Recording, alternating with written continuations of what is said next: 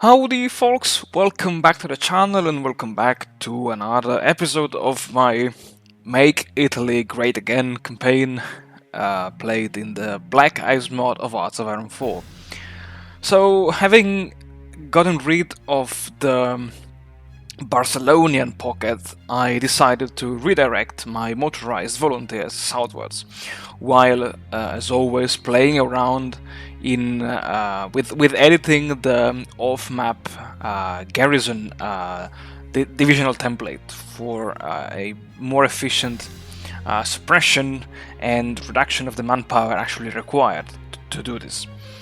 Having played now several times the Italian campaign, especially in the early stages of the war, I did my best to optimize the intervention in the Spanish Civil War.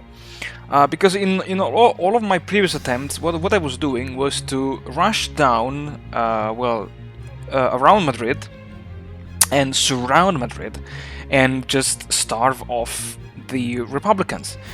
And at the end, first of all, I thought this was really too gamey and cheesy, and second, this did not allow me to farm as much army experience as I expected to farm from fighting in the Spanish Civil War. And therefore, with this, let's say in the latest campaign, the one I'm actually bringing on the channel, I decided to do something different, to gradually annihilate the Republican army. No need to say that in this very specific campaign, and I'm even laughing at it now, the AI did exactly what I used to do in all of my previous attempts. I don't know if the AI is actually copying from me now, or if the AI is learning from me, but I really did not expect to see that the AI surrounded Madrid, and so all the Republican units in the southern and southeastern Spain just got disorganized, poorly supplied, and they just could not fight any longer. And I mean, in regard to the AI, I must say I noticed the difference compared to the Total War mod, because when I was micromanaging my motorized volunteers in some of my previous campaigns that I was too ashamed to bring on the channel, actually the AI managed to surround my own divisions. And yeah, during the Battle of Madrid, something really awkward happened. Basically, while my units kept constantly attacking the Republicans entrenched in the capital, from time to time, at every hour, the AI of the nationalists began to attack the capital as well, and then for whatever reason they would just stop. And yeah, I don't know which was the reason. Nevertheless, the experience accumulated in the Spanish Civil War was actually enough for me now to finally edit the off-map division template, the off-map garrison division template, sorry, and to do some very small minor modifications.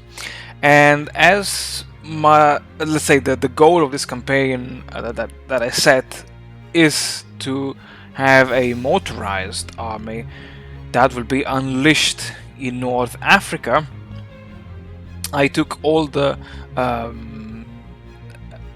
Eastern African divisions, I think they're called, all those crappy units made of battalions that, yeah, make no sense, and I converted them into proper motorized divisions. I don't know if I will show this in the video, but this took an immense toll on the Italian production, of the Italian industry, because as you can imagine, I had to produce something like 5,000 lorries, and yeah, that turned out to be quite a lot. Now, to farm even more army experience for this campaign, I decided to try something really crazy. And the craziness was to send volunteers to Japan in China. I I confess to you guys, I never tried that, not even in the Total War mod, to send volunteers to Japan. I said, why not? Let's give it a shot. So my plan was to send the volunteer, the units which were kind of veteran from Spain, but I said no, let's send some 3 other divisions that are not really well trained. And here began the let's say the adventure of the Italian Expeditionary Corps in China. And as always, the the goal of my motorized divisions was just to penetrate the Chinese lines and make very small encirclements. The Chinese theater is huge, is enormous. Although I can say that I don't want to glorify myself. I don't want to glorify the Italian Expeditionary Corps in China, but I can say, yeah, that thanks to my units, I think that Japan did acquire a significant amount of territory.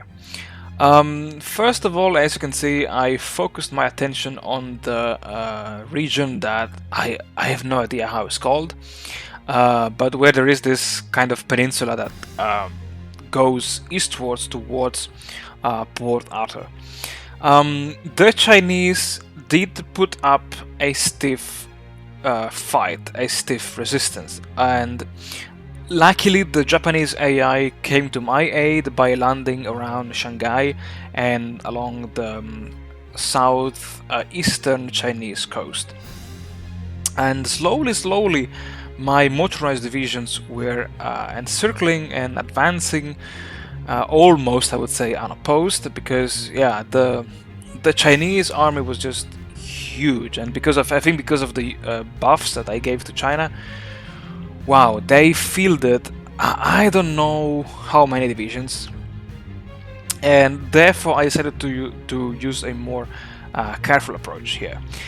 And yeah, of course, I had to promote General Ruata to motorized expert, just to always to buff a little bit my motorized units.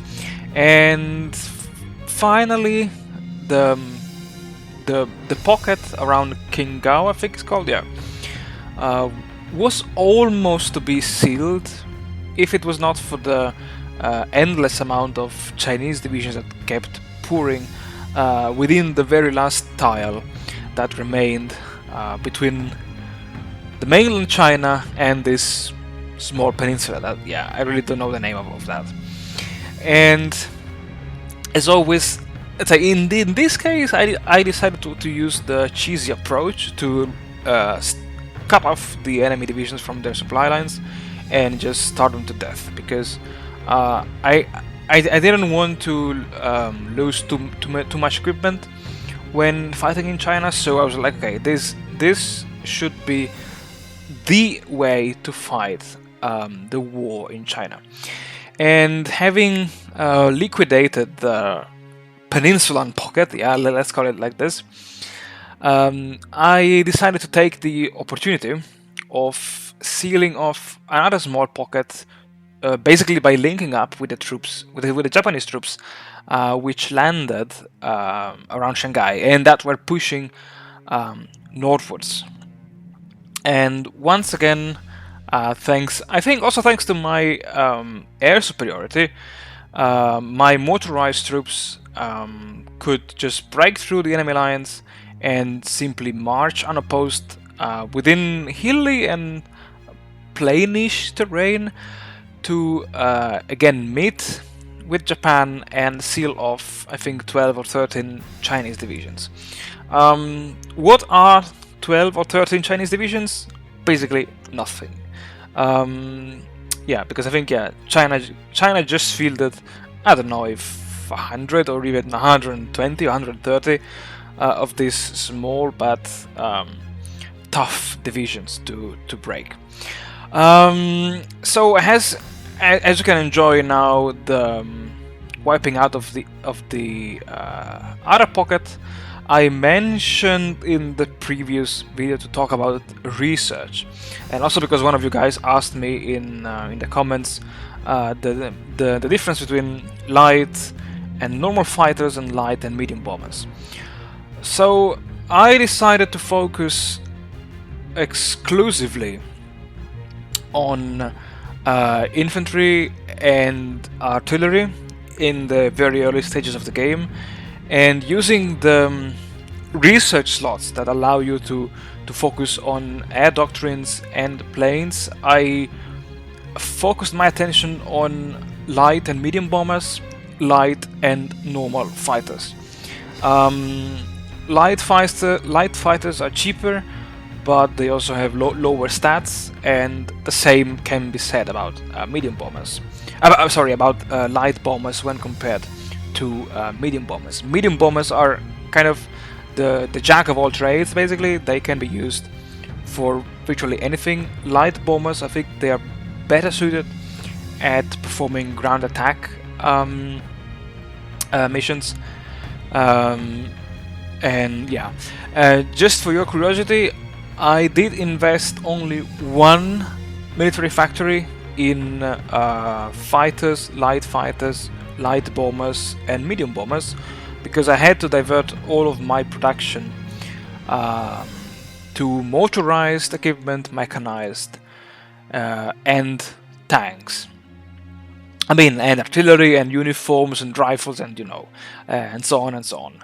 And the other aspect of the research that I invested a lot into was industry, because Italy does not have a developed industry, and I think it's really important for you to develop the industrial branch, especially if you want to use my approach of a fast motorized army to develop the synthetic resources, because on several occasions I ran out of fuel already in the Spanish Civil War.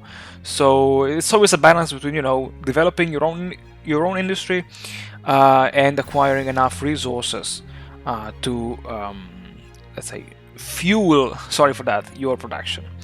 And in China I did try one approach to expand westwards, and this approach miserably failed, and as well as failed my attempt to seal again the other pocket because of the huge penalties in river crossing and forest. Thank you very much for watching, guys.